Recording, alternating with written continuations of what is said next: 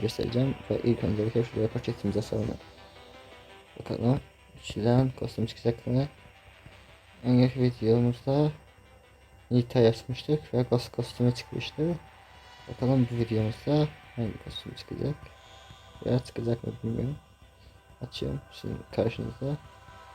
Şimdiye kadar sadece yani gaz kostümü çıktı ve Nita'yı 60 çeyreğine paket açaraktan bitirmiştik ve almıştık.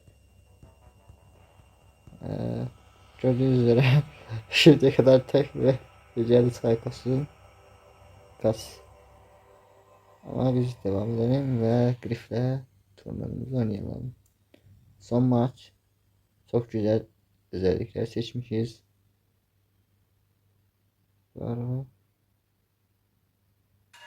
Yani iyileşmeler falan.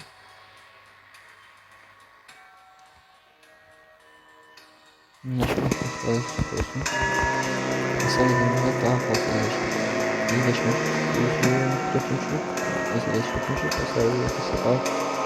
İyileşmişiz. Ben ne kadar iyileşmeyi başarabilirsem o kadar ölürüz. Ölmüş. Bu kadar iyileşmeyi ölmekten daha düşük.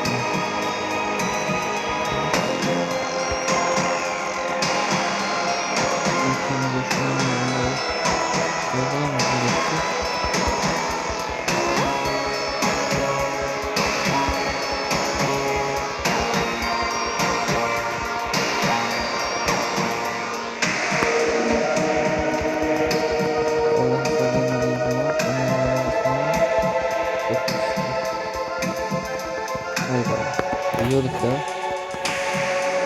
Nasıl konumdaysa. Yiyorum.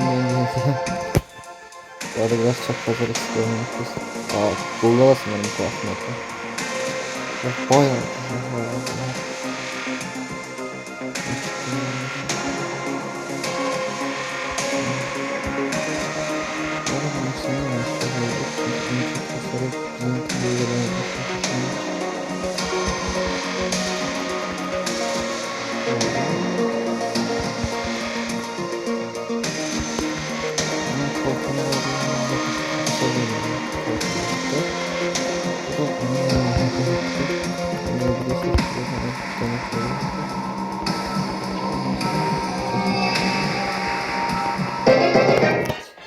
Sonra boss'u da yendik. Griffin buff'larına gördüğünüz çok fazla gücü. Mermileri büyüyor. Mermi hızlı şu an artıyor. Görüşmek üzere. Kendinize iyi bakın.